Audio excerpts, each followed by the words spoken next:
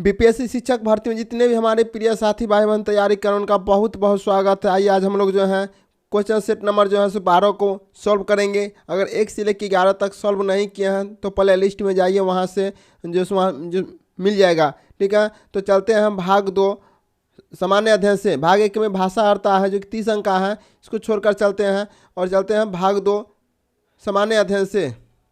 भाग 2 सामान्य अध्ययन है जिसमें 40 अंक कुल प्रश्न है और पहला प्रश्न जो है मैथ से स्टार्ट है इस सेट में। तो क्वेश्चन नंबर 31 से चलते हैं। तो क्वेश्चन नंबर 31 का आता है, यदि 1 + 2 + x माइनस 0.12 माइनस 0.42 प्लस 0.94 बराबर 4 है तो x का मान ज्ञात कीजिए। x का मान ज्ञात करना है इसका। ठीक है, तो इसका जो राइट आंसर जो हो जाएगा 1.64। ऑप्शन नंबर 2 इसका राइट आंसर हो जाएगा। आगे चलते हैं क्वेश्चन नंबर 32 पे। क्वेश्चन 32 का आता है कि x ने रुपये यानी कि 15,000 रुपये में एक कार खरीदी और 5% के लाभ पर इसे y को बेच दिया। बाद में y ने इसे 2% की हानि पर x को वापस बेच दिया।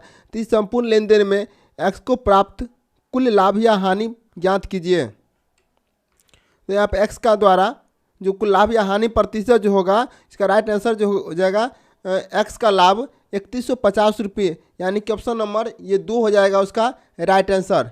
ठीक है, चलते हैं क्वेश्चन नंबर 33। क्वेश्चन नंबर 33 का आता है कि x ने y तक के लिए 2 ट्रेनें क्रमशः 32 किलोमीटर प्रति घंटा और 26 किलोमीटर प्रति घंटा की चाल से एक ही दिशा में चल रही है। यदि y से x की दूरी 42 किलोमीटर है, यदि वे y से परे किसी बिंदु BZ पर मिलते हैं तो y से z तक की दूरी कितनी होगी? y से z तक की दूरी कितनी होगी? तो चलते हैं ऑप्शन पर। ऑप्शन जो दूरी कितनी होगी सो देख लीजिए। इसका जो राइट आंसर जो हो जाएगा 182 किलोमीटर प्रति घंटा हो जाएगा। कितना हो जाएगा? 182 किलोमीटर। ठीक है, ऑप्शन नंबर 3 182 किलोमीटर। चलते हैं क्वेश्चन नंबर 34 पे। क्वेश्चन नंबर 34 का आता है कि त्रिभुज XYZ में XY बराबर 12 सेंटीमीटर, YZ बराबर 18 सेंटीमीटर और XW जो YXZ का एक कोणीय द्विभाजक है तो YZ से बिंदु W पर इस प्रकार मिलता है कि YW का अनुपात WZ का मान 4:5 के बराबर हो जाता है। तो त्रिभुज की तीसरी भुजा की लंबाई ज्ञात कीजिए। त्रिभुज की तीसरी भुजा की लंबाई ज्ञात कीजिए। तो इसका जो राइट आंसर जो हो जाएगा वो हो जाएगा 15 सेंटीमीटर। अब बनाइएगा, आ जाएगा 15 सेंटीमीटर, ऑप्शन नंबर 3। अब चलते हैं क्वेश्चन, यदि A1, B2, B3 और B4 का औसत 19.5 है तो A1 बराबर 21 और A1 और A3 का औसत A2, A3 और A4 के औसत के बराबर है तो A4 का मान ज्ञात कीजिए। A4 का कहता है मान ज्ञात करने के लिए। इसका जो राइट आंसर जो होगा इसका हो जाएगा 21, ऑप्शन नंबर 3 21 हो जाएगा इसका राइट आंसर। अब चलते हैं क्वेश्चन नंबर 36। अगला क्वेश्चन कहता है कि एक सेल्समैन का 3/4 घंटे में 6 किलोमीटर की दूरी तय करनी होती है। यदि वह कुल समय के 2/3 में 1/2 दूरी तय करता है तो शेष समय में शेष दूरी को तय करने के लिए उसकी चाल कितनी होनी चाहिए? तो इसका जो चाल हो जाएगा वो हो जाएगा 12 किलोमीटर प्रति घंटा। ठीक है, ऑप्शन नंबर 3 हो जाएगा राइट आंसर। आगे चलते हैं क्वेश्चन नंबर 37। A, B और C किसी कार्य को क्रमशः 10 दिन, 15 दिन और 20 दिन में पूरा कर सकते हैं। यदि वे एक साथ मिलकर कार्य करते हैं तो कार्य कितने दिन में पूरा हो जाएगा? इसका जो राइट आंसर जो हो जाएगा ऑप्शन नंबर 5 हो जाएगा, उपयुक्त में से कोई नहीं। लेकिन इसका राइट आंसर क्या हो जाएगा? ये हो जाएगा, यहाँ पर लिख देते हैं। इसका जो राइट आंसर हो जाएगा 4.8/13 दिन हो जाएगा। ठीक है, 4.8/13 इसका राइट आंसर हो जाएगा। आगे चलते हैं क्वेश्चन नंबर 38 पर। अगला क्वेश्चन कहता है कि A और B क्रमशः 1,00,000 रुपये और 1,50,000 रुपये का निवेश करके एक कारोबार शुरू करते हैं। 24,000 रुपये की कुल लाभ में से प्रत्येक को मिलने वाला हिस्सा ज्ञात कीजिए। तो इसका राइट आंसर क्या होगा? उसकी राइट आंसर हो जाएगा 9600 रुपये और 14,400 रुपये। ऑप्शन नंबर 3 इसका राइट आंसर होगा। आगे चलते हैं। अगला क्वेश्चन कहता है कि एक कंटेनर में 80 लीटर दूध है। इस कंटेनर से 8 लीटर दूध निकाला गया और स्थान पर पानी मिला दिया गया। इस कंटेनर में 8 लीटर मिश्रण निकाला गया और उसके बाद उस स्थान पर पानी डाला गया। इस प्रक्रिया को एक बार और दोहराया गया। अब मिश्रण में दूध की कितनी मात्रा मौजूद है? दूध में कितनी मात्रा मौजूद है? तो यहाँ पर हो जाएगा 58.32 लीटर। 58.32 लीटर। ऑप्शन नंबर इसका 1 हो जाएगा राइट आंसर। बस एक क्वेश्चन और है मैथ का, उसके बाद चलेंगे जीके जीएस पर।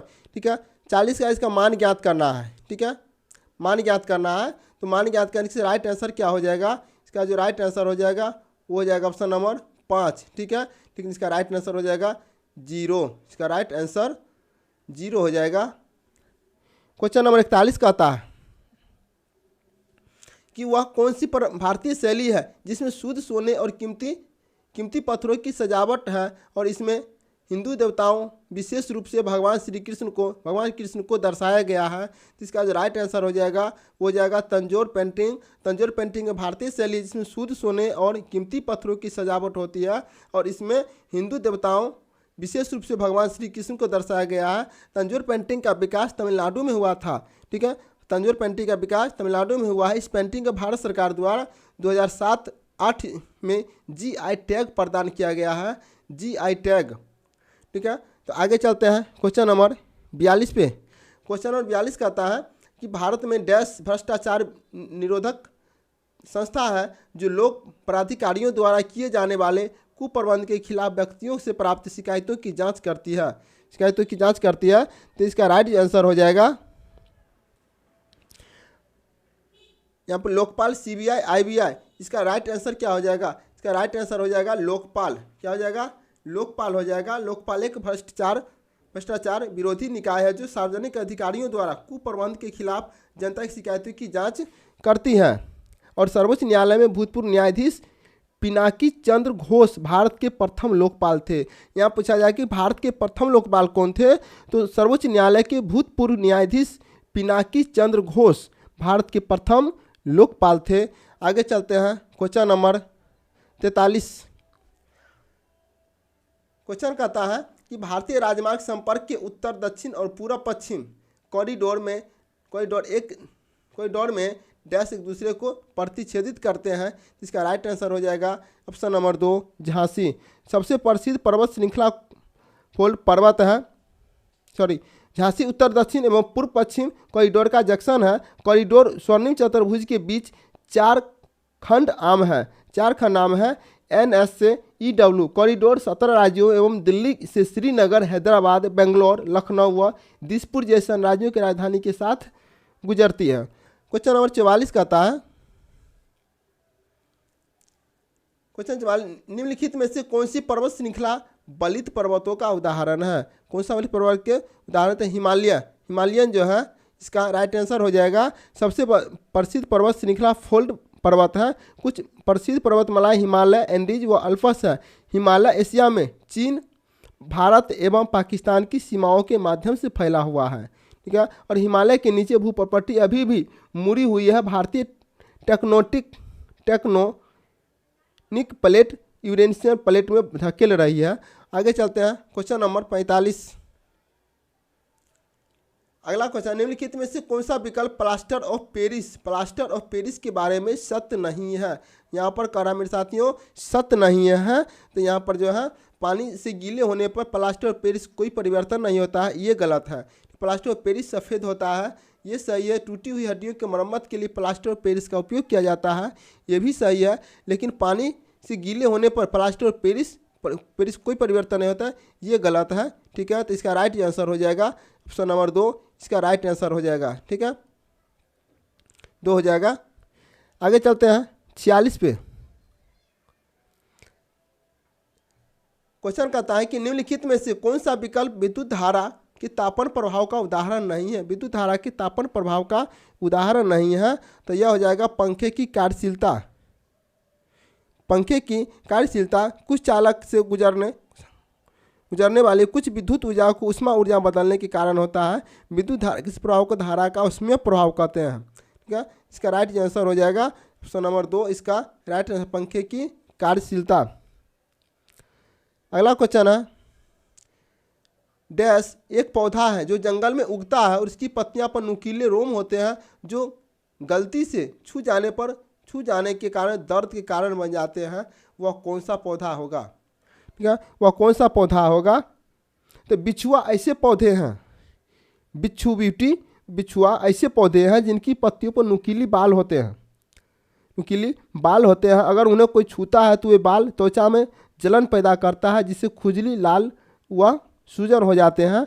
इसका राइट आंसर हो जाएगा ऑप्शन नंबर 1, बिच्छू बूटी। ठीक है, अब चलते हैं अगला क्वेश्चन पे। क्वेश्चन कहता है कि वोल्ट मीटर एक ऐसा यंत्र है जो डैश की उपस्थिति का पता लगाता है।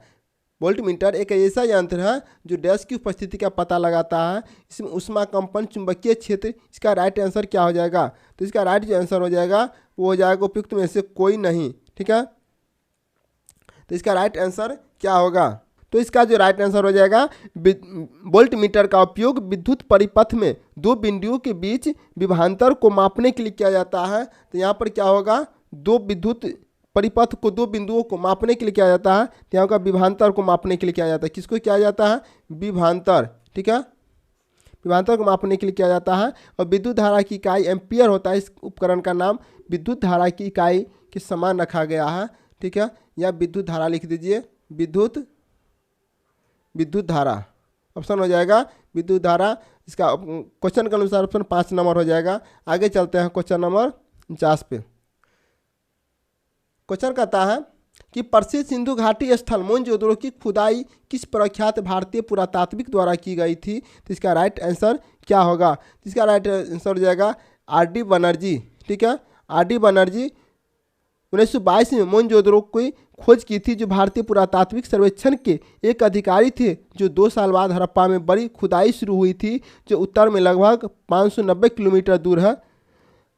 ठीक है, तो इसका राइट आंसर जो हो जाएगा R.D. बनर्जी होगा, रखालदास बनर्जी। और इसके जो खोज कब किए थे, 1922 ईस्वी में मोहनजोदड़ो को। तो आगे चलते हैं 50 पे। अब इसमें क्वेश्चन कहता है कि भूमध्यसागर और लाल सागर को कौन सी नहर जोड़ती है। भूमध्यसागर को लाल सागर से कौन सा नहर जोड़ती है। तो सुएज नहर मिस्र में एक कृत्रिम समुद्र तटीय जलमार्ग है जो भूमध्यसागर को लाल सागर से जोड़ते हैं। तो कौन सा जोड़ते हैं, सुएज नहर, ऑप्शन नंबर 2। आगे चलते हैं। आगे क्वेश्चन कहता है कि गिफिन वस्तुएं निम्नलिखित में से किससे संबंधित है। गिफिन वस्तुएं निम्नलिखित में से किससे संबंधित है। तो यह जो आई प्रभाव प्रतिस्थापन प्रभाव से मजबूत है।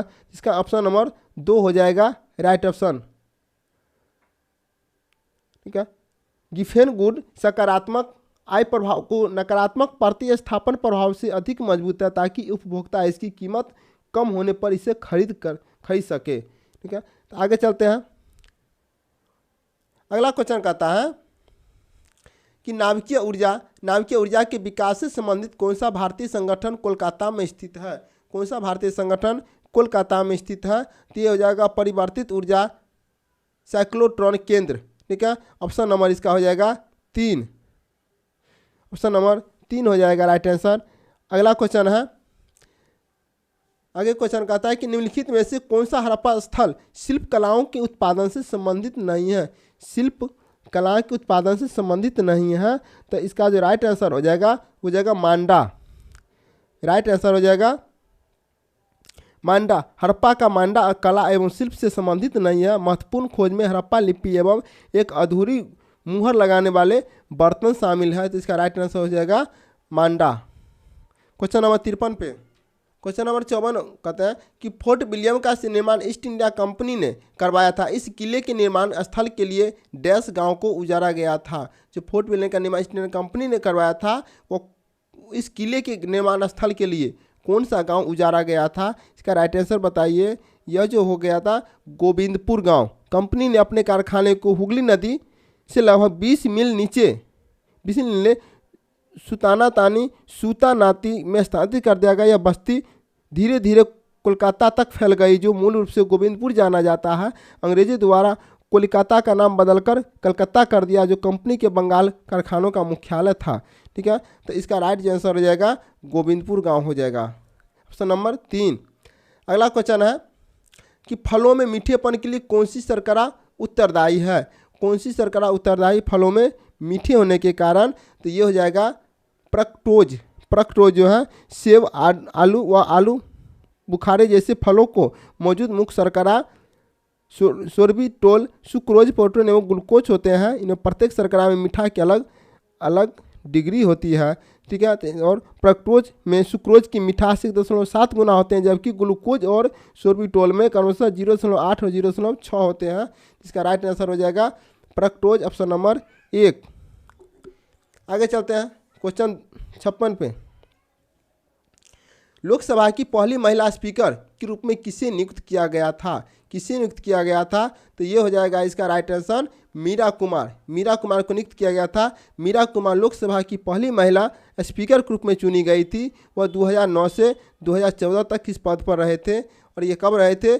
2009 से 2014 तक लोकसभा के पद पर रहे थे। ठीक है, आगे चलते हैं क्वेश्चन नंबर 47।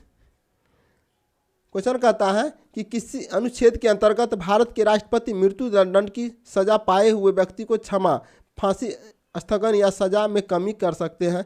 किस अनुच्छेद के अंतर्गत? तो यह जो हो जाएगा अनुच्छेद 130 के तहत, इसका जो है अनुच्छेद जो हो जाएगा 57। इसका जो राइट आंसर हो जाएगा ऑप्शन नंबर 5 हो जाएगा। यह अनुच्छेद 72 के अंतर्गत हो जाएगा। राष्ट्रपति की क्षमादान की शक्ति भारतीय संविधान के अनुच्छेद 72 में चिन्हित है। इसका राइट आंसर हो जाएगा 72 अनुच्छेद। ठीक है, ऑप्शन नंबर इसका 5 हो जाएगा, अनुच्छेद नंबर 72 हो जाएगा। आगे कहते हैं कि डैश संयुक्त राष्ट्र की विशिष्ट एजेंसी है जो अंतर्राष्ट्रीय स्तर पर स्वास्थ्य संबंधी मामलों का निर्देश और समन्वय करती है। इसका राइट आंसर क्या हो जाएगा? ये हो जाएगा WHO, ऑप्शन नंबर 3 WHO। आगे क्वेश्चन कहता है कि निम्नलिखित में से कौन सा मंदिर मौजूदा चोल मंदिरों में से एक नहीं है? चोल मंदिरों में से एक नहीं है, तो हो जाएगा कंपहारेश्वर, ऑप्शन नंबर 2 कंपहारेश्वर।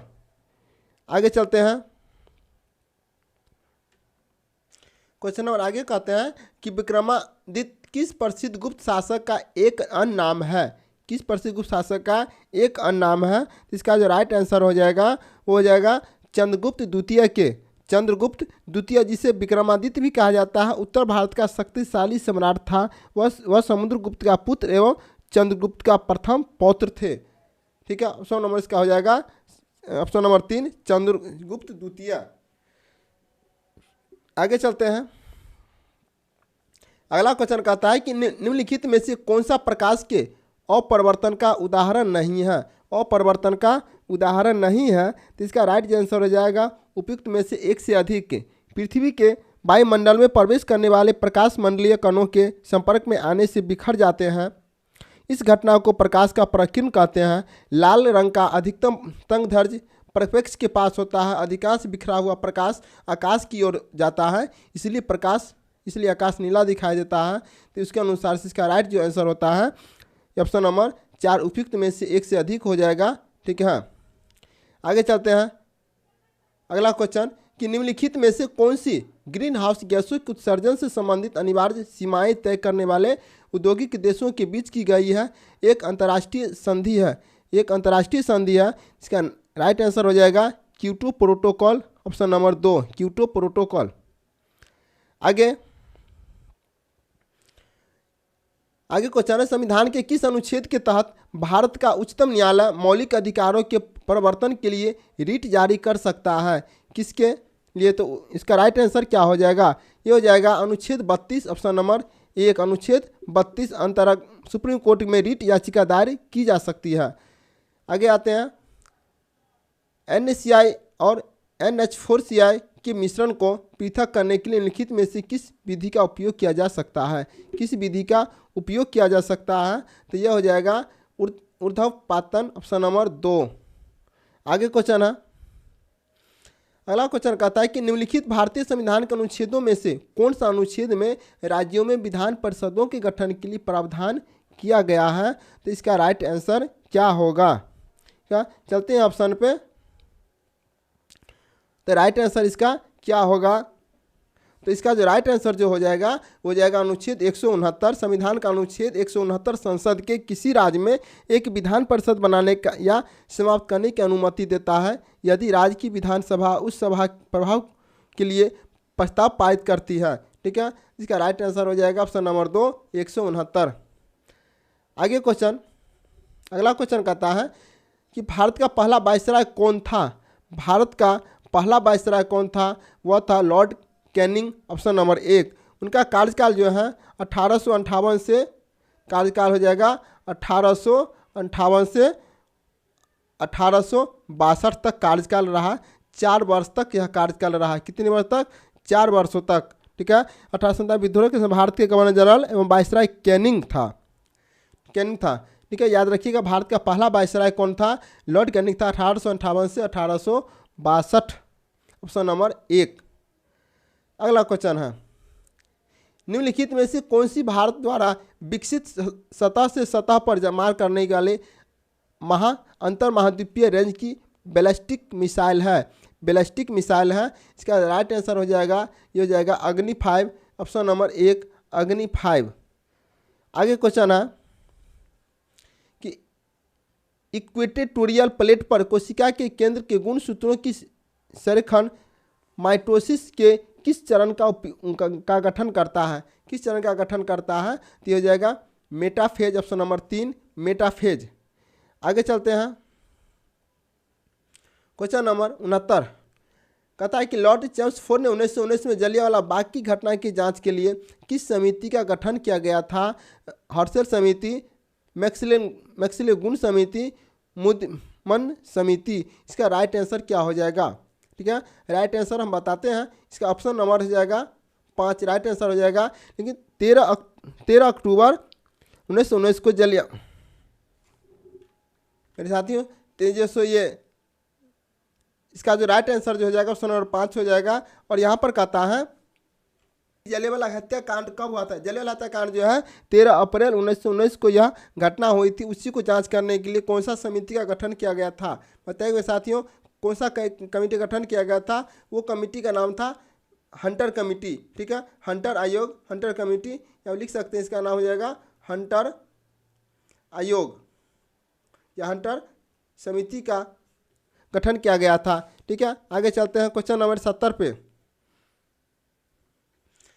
क्वेश्चन कहता है कि किसी परिपथ में विद्युत धारा के प्रवाह की दिशा को दर्शाने के लिए किस उपकरण का उपयोग किया गया था। किस उपकरण का उपयोग किया गया था। वो क्या था, galvanometer, option number 1, galvanometer. Ammeter का प्रयोग परिपथ में धारा का परिमाण को मापने के लिए किया जाता है। धारा की प्रवाह की दिशा का पता लगाने वाला उपकरण है गैल्वेनोमीटर। ठीक है, आगे चलते हैं क्वेश्चन नंबर 71 पे। क्वेश्चन कहता है कि हड़प्पा स्थल से निकास नालियों के साथ फर्श बाहर स्नानगिरी का एक समूह मिला है।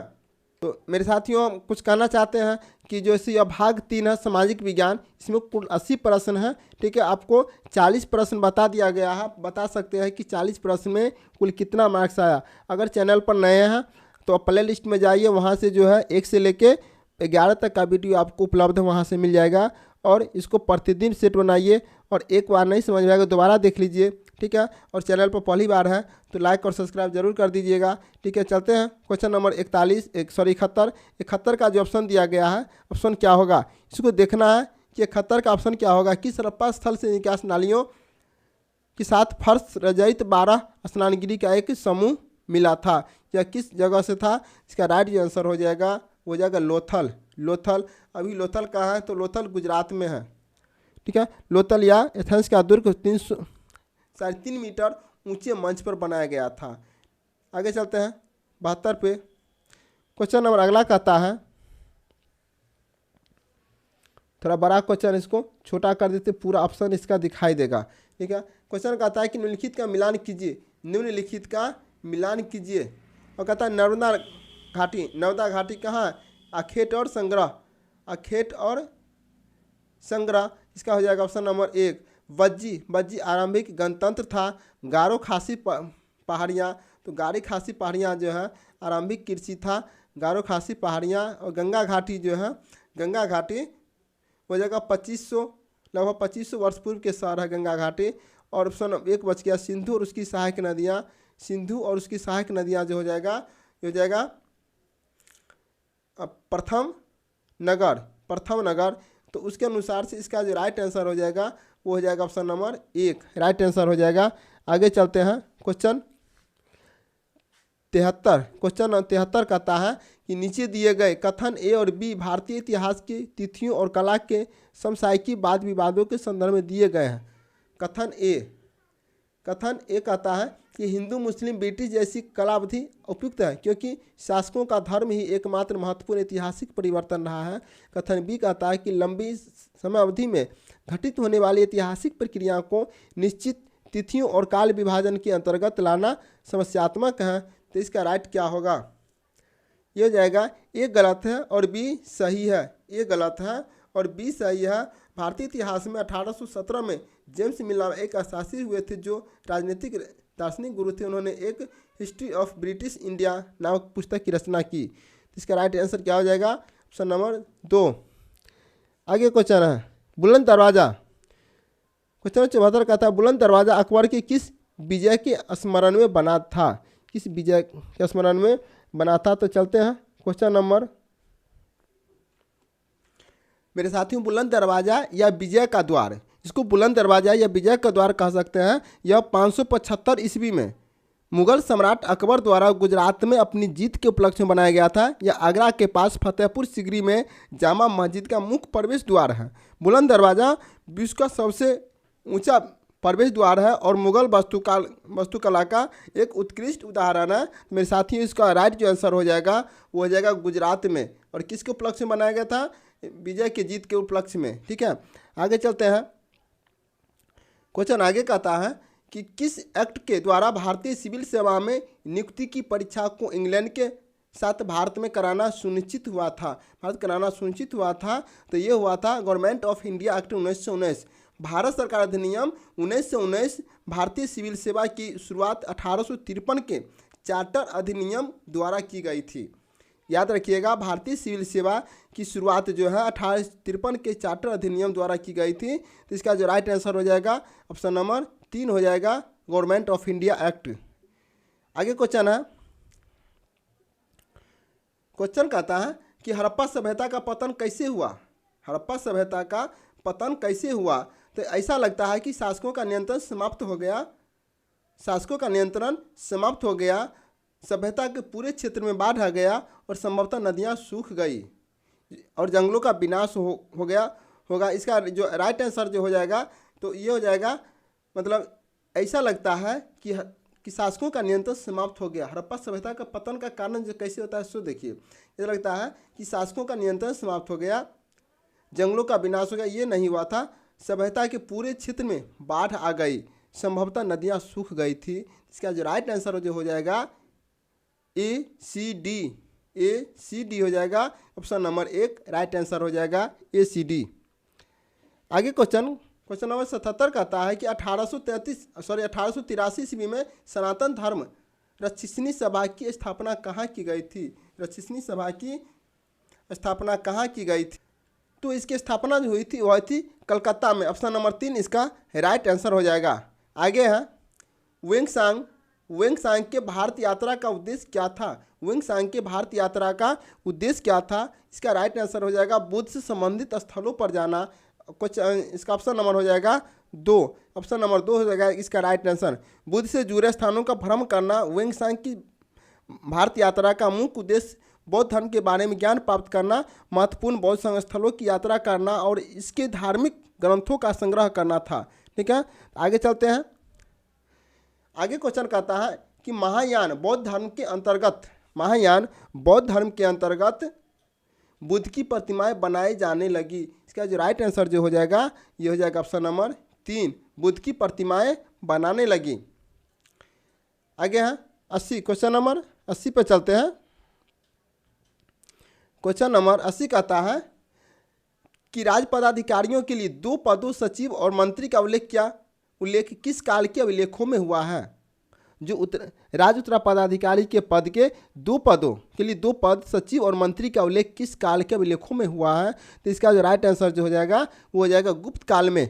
गुप्त काल के दौरान मंत्रियों को मंत्री और सचिव के रूप में जाना जाता था। गुप्त अभिलेखों में राजा के तीसरे नेत्र के रूप में मंत्री और सचिव का उल्लेख मिलता था, ठीक है। और मंत्रियों को सीधे राजा द्वारा नियुक्त किया जाता था। मंत्री को जो है सीधे राजा द्वारा नियुक्त किया जाता था। तो ये कौन सा काल था? ये था गुप्त काल, ऑप्शन नंबर 3। आगे क्वेश्चन कहता है कि किस सुल्तान द्वारा गुलरुखी के उपनाम से ईरानी भाषा में नज्म लिखी जाती थी। ईरानी भाषा में नज्म लिखी जाती थी। तो इसका जो राइट आंसर जो हो जाएगा हो जाएगा सिकंदर लोदी। इसका राइट आंसर जो हो जाएगा सिकंदर लोदी हो जाएगा, ऑप्शन नंबर 3 सिकंदर लोदी। आगे चलते हैं 82 पे। क्वेश्चन नंबर 82 कहता है कि अखिल भारतीय मुस्लिम लीग ने अपने किस अधिवेशन में नागरिक अवज्ञा का खुलकर विरोध किया था। नागरिक अवज्ञा आंदोलन का खुलकर विरोध किया गया था। तो इसका राइट आंसर क्या होगा? तो होगा इलाहाबाद अधिवेशन में। इलाहाबाद अधिवेशन में जो है खुलकर विरोध किया गया। अखिल भारतीय मुस्लिम लीग ने 1930 में अपने इलाहाबाद अधिवेशन में सविनय आंदोलन का विरोध किया। अधिवेशन की अध्यक्षता पर सर मोहम्मद इकबाल ने की थी। और इस संबोधन में इकबाल ने उत्तर पश्चिम भारत में मुस्लिम बहुल प्रांतों के लिए स्वतंत्र राज्य की दृष्टि को रेखांकित किया। इस प्रकार 2 राष्ट्र सिद्धांत को स्पष्ट करने वाले पहले राजनेता बने कि मुसलमान एक अलग राष्ट्र हैं। तो इसका जो राइट आंसर जो हो जाएगा इलाहाबाद अधिवेशन, ऑप्शन नंबर 3। आगे चलते हैं। अगला क्वेश्चन कहता है कि निम्नलिखित घटनाओं को कालक्रम अनुसार व्यवस्थित कीजिए तथा नीचे दिए गए कूट का प्रयोग सही उत्तर का चयन कीजिए। साइमन कमीशन, प्रथम गोलमेज सम्मेलन, क्रिप्स मिशन, CR फार्मूला। इसका कूट नीति पर दर्शाना है। इसको राइट आंसर क्या हो जाएगा? तो इसका जो राइट आंसर जो हो जाएगा कमीशन, साइमन कमीशन जो है साइमन कमीशन आया था 1927 ईस्वी में। कब आया था? 1927 ईस्वी में आया था। प्रथम गोलमेज सम्मेलन 1930 ईस्वी में हुए थे। 1930 ईस्वी में हुए थे। क्रिप्स मिशन 1942 में हुए थे। क्रिप्स मिशन 1942 में हुए थे। और CR फार्मूला 1944 में हुए थे। 1944 में। तो इसको कालक्रम को दर्शाना है। तो 27, 30, 42, 44। तो ये तो सही तो है। इसका राइट आंसर हो जाएगा 1, 2, 3, 4, ऑप्शन नंबर 2, 1, 2, 3, 4 हो जाएगा। आगे क्वेश्चन है। क्वेश्चन कहता है बिहार के उस क्रांतिकारी का नाम बताइए जिसने सितंबर 1928 में हिंदुस्तान सोशलिस्ट रिपब्लिकन आर्मी की बैठक में भाग लिया था। उस क्रांतिकारी का नाम क्या है? तो उस क्रांतिकारी का नाम है उपयुक्त में से इसका जो है फणीश्वर नाथ घोष, अजय घोष, ज्योतिन्द्र नाथ। उपयुक्त में से इनमें से कोई नहीं। इसका जो राइट आंसर हो जाएगा चंद्रशेखर आज़ाद की प्रेरणा से दिल्ली की फिरोज शाह कोटला में 1928 ईस्वी में क्रांतिकारी सम्मेलन हुआ, जिसमें HRA का नाम बदलकर हिंदुस्तान सोशलिस्ट रिपब्लिकन एसोसिएशन रख दिया। बिहार क्रांतिकारी फणीश्वर नाथ घोष ने सितंबर 1928 की इस बैठक में शामिल हुए थे। तो इसका राइट आंसर हो जाएगा option number 1 Phanishwar Nath Ghosh, option number 1 हो जाएगा। अगला क्वेश्चन है निम्नलिखित में से कौन इंडियन सिविल लिबर्टीज यूनियन से घनिष्ठ रूप से जुड़ा हुआ है? तो 85 का जो राइट आंसर जो हो जाएगा बाल गंगाधर तिलक, गोपाल कृष्ण गोखले, जवाहरलाल नेहरू, इनमें से कोई नहीं। तो 85 का जो राइट आंसर जो होता है वो कहता है कि जवाहरलाल नेहरू, ऑप्शन नंबर 3 जवाहरलाल नेहरू। आगे है क्वेश्चन नंबर 86। किस अभिलेख में गुप्त वंश के शासक रामगुप्त का नाम आता है? किस अभिलेख में गुप्त वंश के शासक रामगुप्त का नाम आता है? इसका जो राइट आंसर जो हो जाएगा वो अमोघ वर्षन का संजन ताम्रपत्र लेख है। इसका राइट आंसर जो हो जाएगा 3 हो जाएगा, ऑप्शन नंबर 3। आगे चलते हैं। अगला क्वेश्चन कहता है निम्नलिखित में से किस चोल शासक ने सुमात्रा और मलाया पर विजय प्राप्त की थी? सुमात्रा और मलाया पर विजय प्राप्त की थी। तो इसका जो राइट आंसर हो जाएगा ये हो जाएगा राजराज प्रथम ऑप्शन नंबर 1 राजराज प्रथम 1225 ईस्वी में राजेंद्र प्रथम ने हिंद महासागर में चोल सेना का नेतृत्व किया और श्री विजय पर आक्रमण किया और मलेशिया और इंडोनेशिया में कई स्थानों पर हमला किया था। ठीक है, तो राजराज प्रथम नहीं कि राजेंद्र प्रथम। आगे चलते हैं। कहता है किस युद्ध के बाद मैसूर टीपू सुल्तान सहायक संधि राज बनने के लिए बाध्य हुआ था? तो इसका राइट आंसर हो जाएगा चतुर्थ आंग्ल मैसूर ऑप्शन नंबर 3। आगे चलते हैं।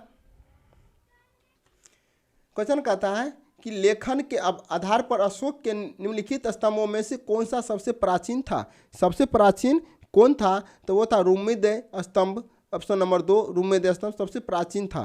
ठीक है, आगे चलते हैं। Question number 90। क्वेश्चन कहता है कि जनजातीय लोगों के इतिहास के पुनर्निर्माण में निम्नलिखित में कौन कथन गलत है? कौन सा कथन गलत है? तो यह जगह अधिकांश जनजातीय समूहों ने लिखित दस्तावेज रखा है, ऑप्शन नंबर इसका 3 हो जाएगा। ठीक है, जनजातीय लोग ज़्यादातर पढ़े लिखे नहीं थे अतः वे किसी भी प्रकार का दस्तावेज नहीं रखते थे। हालांकि उनकी सांस्कृतिक परंपरा काफ़ी समृद्धशाली थे। वे क्षेत्रीय संस्कृति में एक दूसरे के सहयोग पर काफ़ी निर्भर थे। साथ ही समकालीन इतिहासकारों और लेखकों ने भी उनके बारे में कम लिखा है।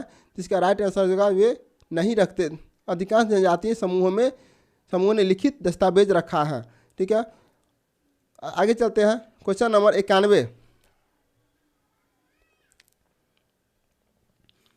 क्वेश्चन कहता है कि मेगास्थनी द्वारा उल्लेखित अस्टिनमोय अधिकारी का स्तंभ किससे था? ठीक है, तो इसका राइट आंसर हो जाएगा नगर के अधिकारी ऑप्शन नंबर 1। आगे क्वेश्चन है पटना लॉन का गांधी मैदान के रूप में नामकरण कब किया गया था? पटना लॉन का गांधी मैदान के रूप में नामकरण कब किया गया था मेरे साथियों? यह भारत स्वतंत्रता के अवसर पर किया गया था, ऑप्शन नंबर 3 हो जाएगा भारत के स्वतंत्रता के अवसर पर। ठीक है, ऑप्शन नंबर यहाँ पे 3 हो जाएगा। आगे चलते हैं। ऋग्वेद में तसर निम्नलिखित में से किसके लिए प्रयोग हुआ है? तसर निम्नलिखित किसके लिए प्रयोग हुआ है? तो इसका जो राइट आंसर हो जाएगा वो हो जाएगा चरखी के लिए। ठीक है, ऋग्वेद में तसर चरखी के लिए उपयुक्त है। आगे चलते हैं। क्वेश्चन 93। हाँ ठीक है, चरखी के लिए। अगला क्वेश्चन कहता है निम्नलिखित सुल्तानों में से किस एक ने खलीफा की सत्ता को मान्यता देना बंद कर दिया था? इसका राइट आंसर हो जाएगा कुतुबुद्दीन मुबारक शाह ऑप्शन नंबर 2। आगे है कहता है निम्नलिखित स्मारकों में से किसमें रजत की छत और संगमरमर स्वर्ण तथा बहुमूल्य पत्थरों की मिश्रित सजावट का प्रयोग किया गया था? इसका जो राइट आंसर हो जाएगा दीवान ए खास दिल्ली ऑप्शन नंबर 3 दीवान ए खास दिल्ली ऑप्शन नंबर 3। आगे चलते हैं। कहता है 1857 के विद्रोह के बाद अंग्रेजों ने किस प्रकार भारत पर अपने नियंत्रण को समेकित किया था? इसका राइट आंसर हो जाएगा, चलते हैं, ईस्ट इंडिया कंपनी के सारे अधिकार ब्रिटिश साम्राज्य के हाथ में सौंप कर ताकि भारतीय मामलों को ज़्यादा बेहतर ढंग से संभाला जा सके। इसका राइट आंसर हो जाएगा ऑप्शन नंबर 3। क्वेश्चन नंबर 97 कहता है कि भारत में औपनिवेशिक शासन के संदर्भ में 1883 के इल्बर्ट बिल द्वारा किसकी मांग की गई थी? तो यह की गई थी भारतीय दंड संहिता से नस्लीय पूर्वाग्रह को समाप्त करना। ऑप्शन नंबर 3 हो जाएगा इसका राइट आंसर। आगे चलते हैं। निम्नलिखित में से किस अधिनियम में यह प्रावधान किया गया था कि सभी योग्य उम्मीदवारों के लिए खुली प्रतियोगिता परीक्षा के माध्यम से ब्रिटिश भारत सरकार की सिविल सेवा में नियुक्तियां की जाएगी? तो इसका राइट आंसर हो जाएगा 1853 का चार्टर अधिनियम। इसका क्वेश्चन पीछे हमको बता दिए थे, देख लीजिएगा। 1853 का चार्टर अधिनियम ऑप्शन नंबर 1 इसका राइट आंसर हो जाएगा। अगला क्वेश्चन है निम्नलिखित में से कौन सा कथन गलत है? इसमें कहता है कौन सा कथन गलत है? लॉर्ड हार्डिंग कलवाइस ने सिविल जज एवं कलेक्टर के पदों को अलग किया था, यह भी सही है। और ब्रिटिश ने भारतीय कानून को संहिताबद्ध किया था ताकि न्याय प्रशासन में सुधार हो सके, यह भी सही है। पुलिस प्रशासन को बेहतर बनाने के लिए वारेन हेस्टिंग्स द्वारा थाना प्रणाली की स्थापना की, ये गलत है। ठीक है, इसका तो राइट आंसर हो जाएगा ऑप्शन नंबर 3। आगे है 1920 के दशक के दौरान केंद्रीय विधानसभा के भीतर प्रतिक्रियावादी नामक समूह के संबंध में निम्नलिखित कथनों पर कौन सा कथन सही है? कौन सा कथन सही है? तो इसका राइट आंसर क्या होगा? इसके ऑप्शन पर चलते हैं। राइट आंसर जो कहता है, यह स्वराज पार्टी का जुट था, इसका नेतृत्व मदन मोहन मालवीय ने किए थे। इस समूह ने सरकार का सहयोग का पेशकश की। उपयुक्त में से एक से अधिक, इसका जो राइट आंसर हो जाएगा वो हो जाएगा उपयुक्त में से एक से अधिक, ऑप्शन नंबर 4 हो जाएगा। क्वेश्चन नंबर आगे कहता है, निम्नलिखित नदियों में से कौन सा बिहार का शोक के रूप में कुख्यात है? तो कोसी नदी जो है शोक नदी के में जाना जाता है। राइट आंसर हो जाएगा ऑप्शन नंबर 3। अगला क्वेश्चन है कि प्रबल भित्तियों की उत्पत्ति संबंधी सिद्धांतों में कौन सा सही नहीं है? कौन सा सही नहीं है? तो ये डेविस का अपर्दन चक्र सिद्धांत, ये सही नहीं है, ऑप्शन नंबर 2 इसका राइट आंसर हो जाएगा। अगला क्वेश्चन है कि पृथ्वी पर दिनात बराबर नहीं होने का कारण, पृथ्वी पर दिनात बराबर नहीं होने के कारण पृथ्वी का धुरी पर झुकाव होना। क्वेश्चन नंबर ऑप्शन नंबर 3 हो जाएगा। पृथ्वी का धुरी पर झुकाव होना जो है ये दिन रात का परिवर्तन नहीं होने का कारण है, सॉरी दिन रात बराबर नहीं होने का कारण है। क्वेश्चन नंबर 104, संसाधन संरक्षण के लिए आवश्यक है, संसाधन संरक्षण के लिए आवश्यक है मानव के संसाधनों के मध्य संतुलन बनाए स्थापित करना, ये भी जरूरी है। संसाधनों का विवेकपूर्ण सहयोग करना, ये भी सही है। संसाधनों का विकास करना, ये भी सही है। उसके अनुसार इसका राइट आंसर हो जाएगा ऑप्शन नंबर 4। आगे चलते हैं। हिमालय के किस भाग को हम करेबा निर्माण को पाते हैं? करेबा निर्माण को पाते हैं, तो ये हो जाएगा Kashmir Himalaya, option number 3 right answer, option number 3 Kashmir Himalaya. Question number 106, question number 106 कहता है कि निम्नलिखित में से कौन सा कारक भूमि क्षरण की मुख्य श्रेणी में पंजाब में है? इसका जो राइट आंसर जो हो जाएगा वो जाएगा अधिक सिंचाई। अधिक सिंचाई, पंजाब में अधिक सिंचाई होती है। ठीक है, आगे चलते हैं।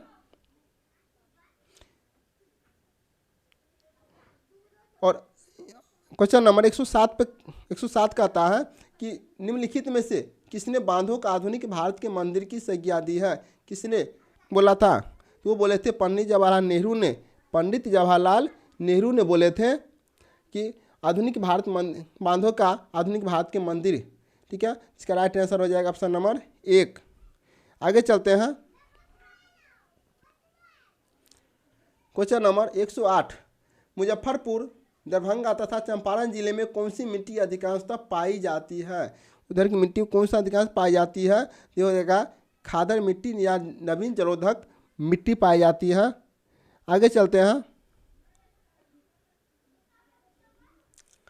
महाद्वीपीय विस्थापन सिद्धांत की पुष्टि हुई है, इनमें से कौन सा कथन सही है? कौन सा कथन सही है? तो ये महाद्वीपीय तटों की भौगोलिक एकरूपता का कंप्यूटर द्वारा आकलन, दक्षिणी महाद्वीपों के मध्य भूविज्ञानिक समरूपता संबंधी नई खोज, और ऑप्शन नंबर 3 कहता है पूरा चुंबकत्व संबंधी अध्ययन तथा सागरीय तल के प्रसार के प्रमाण। इसका राइट आंसर हो जाएगा ऑप्शन नंबर 4। ठीक है, आगे चलते हैं। कोरियालिस बल के विषय में निम्नलिखित कथन कौन सा कथन सही नहीं है?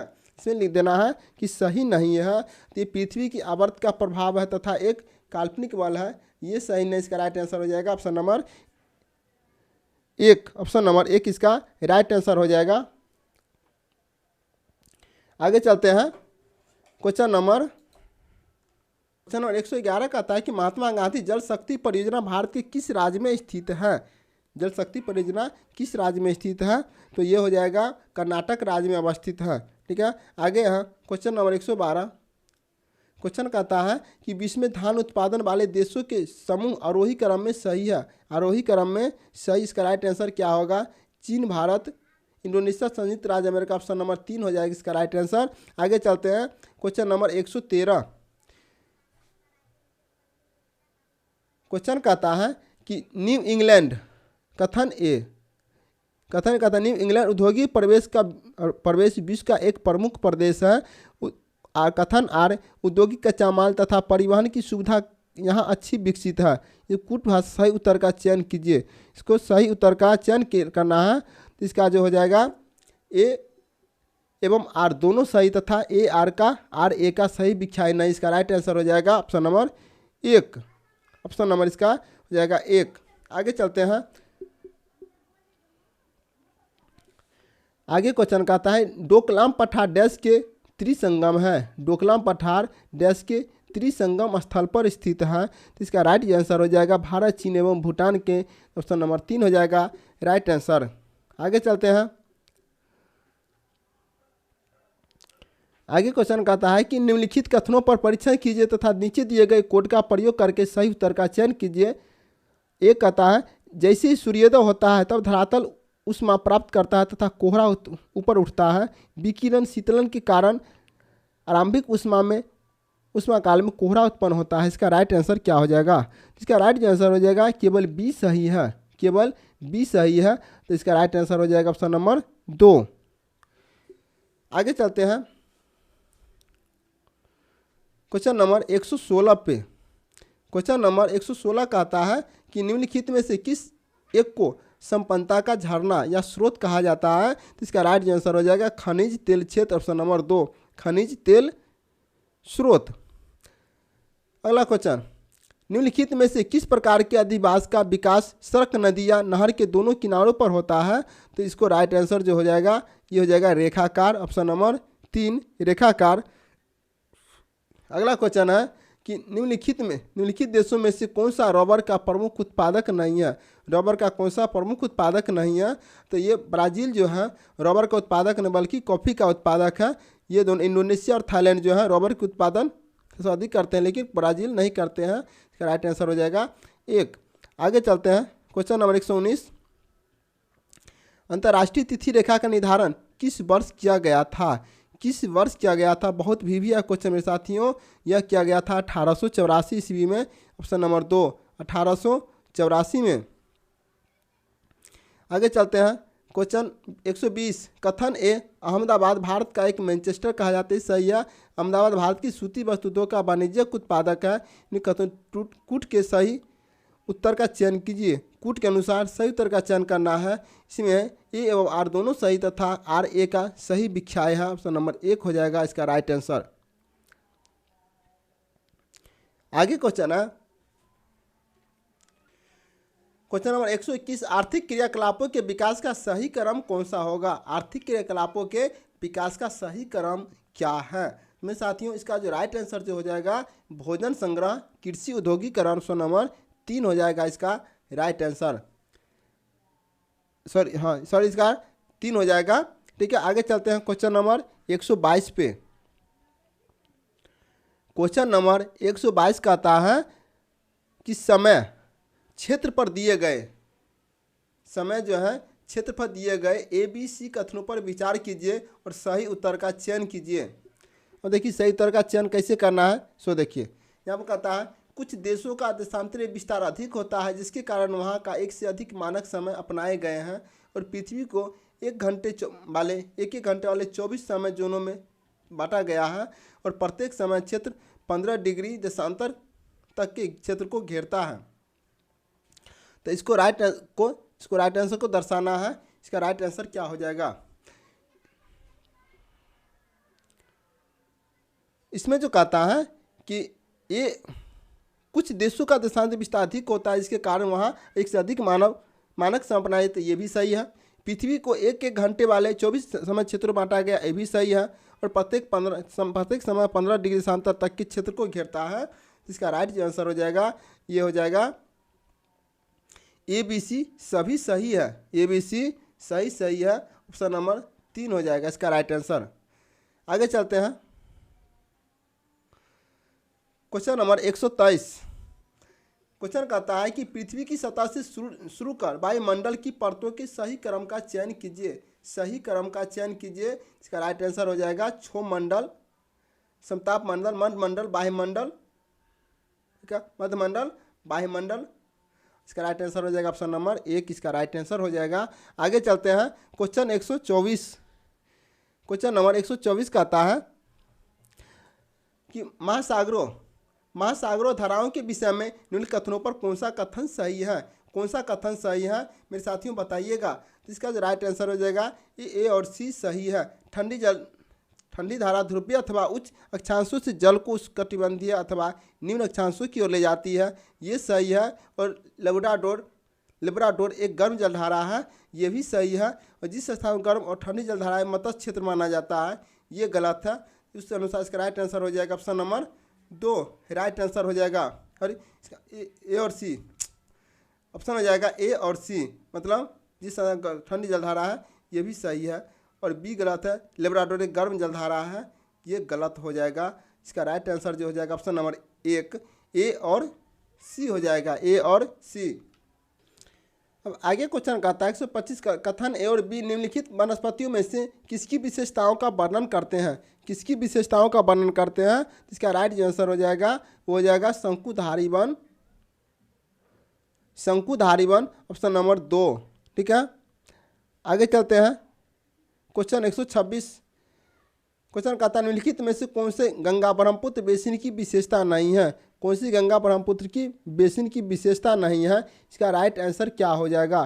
तो इसका जो राइट आंसर हो जाएगा वो जाएगा मैदानी क्षेत्र में अक्सबो लेक चिन्हित है, यानी कि चाप झील चिन्हित है। इसका राइट आंसर हो जाएगा ऑप्शन नंबर 3।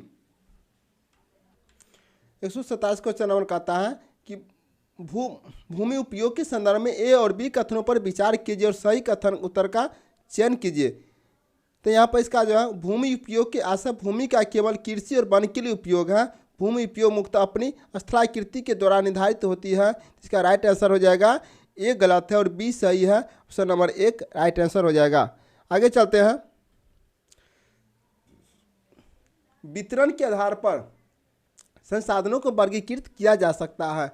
वितरण के आधार पर संसाधनों को वर्गीकृत किया जा सकता है।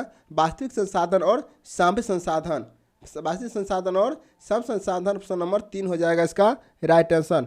आगे चलते हैं क्वेश्चन नंबर 129 पे। अब क्वेश्चन कहता है कि निम्नलिखित में से कौन सा प्रायद्वीपीय पठार का लक्षण नहीं है, कौन सा प्रायद्वीपीय पठार की लक्षण नहीं है। तो ये हो जाएगा इस पठार पर पश्चिम की ओर बहने वाली महानदी कृष्णा नदियाँ मौजूद हैं, ये ऑप्शन नंबर 2 इसका राइट आंसर हो जाएगा।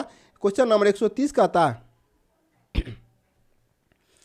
अस्थायी पवने के संबंध में कथन ए और बी पर विचार कीजिए और सही विकल्प का चयन कीजिए। अस्थायी पवन के बारे में विचार करना है। तो इसका जो ये पवनें वर्ष भर लगातार निश्चित दिशा में चलती रहती है। पश्चिम और पूर्वी पवनें इनके उदाहरण है। इसका राइट आंसर हो जाएगा ऑप्शन नंबर 1 ए और बी दोनों सही है, ए और बी दोनों सही है। आगे क्वेश्चन कहता है कि किसी व्यक्ति को एक ही अपराध के लिए एक बार से अधिक अभियोजित और दंडित नहीं किया जाएगा। यह निम्नलिखित में किस अनुच्छेद में वर्णित है, यह किस अनुच्छेद में वर्णित है। यह अनुच्छेद 20 में वर्णित है, ऑप्शन नंबर इसका राइट हो जाएगा 1। आगे क्वेश्चन है कि पंचायती राज की वर्तमान संरचना संविधान संशोधन अधिनियम पर आधारित है, ये किस पर आधारित है। तो इसका राइट जो आंसर हो जाएगा ये हो जाएगा 73वां संविधान संशोधन 1992, 73वां संविधान संशोधन 1992 भाग 9 और विषय 29, भाग 9 विषय 29। आगे यहाँ क्वेश्चन नंबर 133 क्षमा आदि की और कुछ मामलों में दंडादेश के निलंबन परिहार या लघुकरण की राज्यपाल की शक्ति भारतीय संविधान के निम्न में से दी गई अनुच्छेद में वर्णित है। इसका राइट आंसर क्या हो जाएगा, ये हो जाएगा अनुच्छेद 162 ऑप्शन नंबर अनुच्छेद जो है 161 हो जाएगा, ऑप्शन नंबर 2 अनुच्छेद 161। आगे क्वेश्चन है कहता है निम्नलिखित अधिकारियों पर विचार कीजिए, कार्य अधिकारियों पर विचार कीजिए। यहाँ पर कैबिनेट सचिव, मुख्य निर्वाचन आयुक्त, केंद्रीय कैबिनेट मंत्री, भारत के मुख्य न्यायाधीश। प्राथमिकता के आधार पर इनकी सही क्रम क्या होगा, प्राथमिकता के आधार पर इनकी सही क्रम को चुनना है। तो ये हो जाएगा पहला हो जाएगा, ये पहला हो जाएगा, उसके बाद में ये दूसरा हो जाएगा, तीसरा हो जाएगा और ये पहला हो जाएगा। उसके अनुसार से ऑप्शन जो है पहला दूसरा तीसरा ये चौथा, उसके अनुसार इसका राइट आंसर जो हो जाएगा 3, ऑप्शन नंबर 3 इसका राइट आंसर हो जाएगा। आगे चलते हैं क्वेश्चन नंबर 135 भारतीय संविधान में संघ राज्य प्रशासनिक संबंध निम्नलिखित किन अनुच्छेदों में वर्णित है? इसका राइट जो आंसर हो जाएगा अनुच्छेद 256 से 263, ऑप्शन नंबर 1। अगला क्वेश्चन, देशों की जो विकास की तुलना करने के लिए सबसे महत्वपूर्ण गुणों में से एक माना जाता है, तो इसका राइट आंसर क्या होगा? यह प्रति व्यक्ति आय, ऑप्शन नंबर 3, प्रति व्यक्ति आय। आगे क्वेश्चन है, कहता है कि कोई व्यक्ति जिला जज के न्यायालय द्वारा दिए गए फैसले में असंतुष्ट हुआ है, तो अपील प्रणाली के अनुसार वह निम्नलिखित न्यायालयों में किससे अपील कर सकता है? कोई किससे अपील कर सकता है?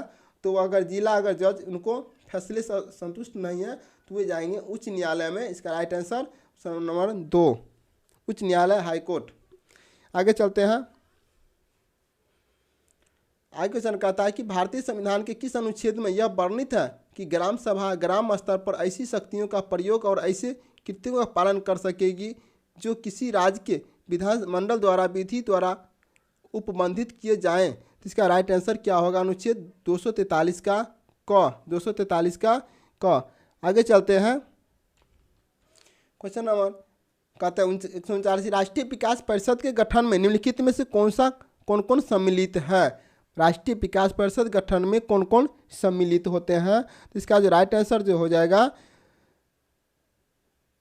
ये हो जाएगा प्रधानमंत्री, केंद्रीय कैबिनेट मंत्री और राज्य के मुख्यमंत्री। वित्त आयोग का अध्यक्ष नहीं होंगे, तो उसके अनुसार से इसका जो राइट आंसर जो हो जाएगा, ये हो जाएगा ऑप्शन नंबर 2, 1, 3 और 4। कौन कौन हो जाएंगे? मंत्री हो जाएंगे, प्रधानमंत्री हो जाएंगे, केंद्रीय कैबिनेट मंत्री हो जाएंगे, राज्यों के मुख्यमंत्री हो जाएंगे, ऑप्शन नंबर 4 हो जाएगा। और वित्त आयोग का अध्यक्ष इसमें से नहीं होगा, इसका राइट आंसर हो जाएगा 2। आगे चलते हैं। भारतीय संविधान के निम्नलिखित में से किस अनुच्छेद में भारत के राष्ट्रपति पर महाभियोग की प्रक्रिया का उल्लेख है? भारत के राष्ट्र महाभियोग की प्रक्रिया का उल्लेख किस अनुच्छेद पर दर्शाया गया है? मेरे साथियों बताइएगा। ये हो जाएगा अनुच्छेद 61, अनुच्छेद 61, ऑप्शन नंबर 3। आगे है क्वेश्चन नंबर 41, 141 है, 41 में होगा, भारतीय संसद पर दिए गए ए और बी कथनों पर विचार कीजिए। कोई भी राजनीतिक दल जिससे के पास लोकसभा में कितने भी संसदीय सदस्य हों वह सरकार बना सकता है। लोकसभा, राज्यसभा और राष्ट्रपति संसद के अंग होते हैं। तो इसका राइट आंसर क्या होगा? क्या होगा? केवल बी सही है, ऑप्शन नंबर 1। ये सिर्फ ये सही, बी सही है। आगे क्वेश्चन कहता है कि भारतीय संविधान के किस अनुच्छेद के अंतर्गत मंत्रीगण सामूहिक रूप से लोकसभा के प्रति उत्तरदायी होते हैं? लोकसभा होगा, लोकसभा दिया हुआ, लोकसभा के प्रति उत्तरदायी है। इसका राइट आंसर होगा अनुच्छेद 75, ऑप्शन नंबर 3, अनुच्छेद 75। अगला क्वेश्चन है। अगला क्वेश्चन कहता है कि अनुच्छेद 352 भारतीय संविधान के किस संविधान संशोधन अधिनियम के द्वारा आंतरिक अशांति के स्थान पर सशस्त्र विद्रोह शब्द का प्रयोग किया गया है? इसका जो राइट आंसर जो हो जाएगा, चलते हैं ऑप्शन पर। ऑप्शन, तो इसका राइट ऑप्शन जो हो जाएगा 44वां संविधान संशोधन, ठीक है, ऑप्शन नंबर 3 हो जाएगा। आगे क्वेश्चन कहता है कि भारत की संविधान निम्नलिखित में से किस अनुसूची में दल बदल निषेध संबंधी प्रावधान सन्निहित है? तो दल बदल 10 से 10वीं और 10 से दल बदल, ऑप्शन नंबर इसका 3 हो जाएगा, ठीक है, 10वीं अनुसूची। आगे है, भारत में अपील प्रणाली या उप पुनर्वादिक प्रणाली किसे कहते हैं? तो इसका राइट जो आंसर हो जाएगा वो कहेगा निचले न्यायालय के आदेश के खिलाफ उच्च न्यायालय में अपील का प्रावधान, ऑप्शन नंबर 2, इसका राइट आंसर हो जाएगा। आगे चलते हैं। क्वेश्चन नंबर 146, क्वेश्चन नंबर 140 कहता है नीचे दिए गए निम्नलिखित भारतीय अधिनियम किस अधिनियम के द्वारा भारतीय प्रांतों में द्वैध शासन की स्थापना की गई थी? द्वैध शासन की स्थापना जो की गई थी वो 1919 का भारत शासन अधिनियम था, ऑप्शन नंबर 2, इसका राइट सही है। क्वेश्चन 147 कहता है कि निम्नलिखित में से कौन सा सबसे अच्छे संभावित तरीके से न्यायाधीश समीक्षा का अर्थ बताता है? इसका जो राइट आंसर हो जाएगा वो हो जाएगा न्यायिक समीक्षा का अर्थ है सर्वोच्च न्यायालय कि किसी कानून की संवैधानिक की जांच करने की शक्ति, ऑप्शन नंबर 3, इसका राइट आंसर हो जाएगा। अगला क्वेश्चन है कि भारत की संसद मंत्रिपरिषद के कार्यों पर इनके माध्यम से नियंत्रण स्थापित करती है। किनके माध्यम से नियंत्रण स्थापित करते हैं? इसका राइट आंसर हो जाएगा स्थगन प्रस्ताव, प्रश्नकाल और पूरक काल। इसका राइट आंसर हो जाएगा ऑप्शन नंबर 3। अगला क्वेश्चन है 149 कि निम्नांकित वक्तव्यों पर ध्यान दीजिए। निम्नांकित वक्तव्यों पर ध्यान दीजिए। इसका जो राइट आंसर जो है, भारत संघ की कार्यपालिका शक्तियां प्रधानमंत्री में निहित होते हैं। प्रधानमंत्री सिविल सेवा बोर्ड का पदेन अध्यक्ष होता है। उपयुक्त में से दिए गए कौन सा कथन सही है? इसे चुनना है कि कौन सा कथन सही है। तो इसमें से कोई भी कथन सही नहीं है। तो भारत के संविधान का अनुच्छेद 53 कहता है कि संघ की कार्यकारी शक्ति राष्ट्रपति में निहित होती है। कैबिनेट सचिव सिविल सेवा बोर्ड का प्रधान अध्यक्ष होता है। तो इनमें से कोई भी सही नहीं है। इसका राइट आंसर हो जाएगा ऑप्शन नंबर 5। और इस प्रैक्टिस सेट का लास्ट क्वेश्चन है। लास्ट क्वेश्चन कहता है कि भारतीय संविधान के अनुच्छेद 263 के अनुसार अंतर्राष्ट्रीय परिषद की स्थापना निम्नलिखित में से किसके द्वारा की जा सकती है? किसके द्वारा की जा सकती है? तो इसका राइट आंसर जो हो जाएगा, ये हो जाएगा ऑप्शन नंबर 1 राष्ट्रपति के द्वारा। ऑप्शन नंबर 1 राष्ट्रपति के द्वारा होगा। मेरे साथियों बताइएगा कि ये कुल 120 अंक में आपका कुल मार्क्स कितना आया, आप कितना बनाने में सक्षम हो रहे हैं? मेरे साथियों ये ज़रूर बताइएगा, क्योंकि इससे ही पता चलता है कि आप कहाँ तक सफलता प्राप्त किए हैं। मेरे साथियों जम के प्रयास कीजिए, अच्छा से तैयारी कीजिए और हमें भी संतुष्टि मिलेगा कि नहीं, हमारे जो प्रिय साथी भाई बहन हैं अच्छे तैयारी कर रहे हैं और सिलेक्शन हो गए। और आपसे बस यही उम्मीद है और माता सरस्वती से यही प्रार्थना है कि हमें सिलेक्शन चाहिए, किसी प्रकार का सिलेक्शन चाहिए। तो सिलेक्शन के लिए तो अधिक से अधिक पढ़ना ही पड़ेगा, ठीक है। और समय बहुत कम है, तो समय को ध्यान में रखते हुए अच्छी तैयारी कीजिए। तो फिर मिलेंगे अगले वीडियो में। और आपको एक बार फिर आपको कह रहा है कि अगर पहले का क्लास नहीं देखे हैं तो प्ले लिस्ट में जाइए सर, आप वहाँ से अच्छे से बना लीजिए, निकाल लीजिए और निकाल कर जो है सो पढ़िए, ठीक है। और फिर मिलेंगे अगली क्लास में। तो जय हिंद, वंदे भारत।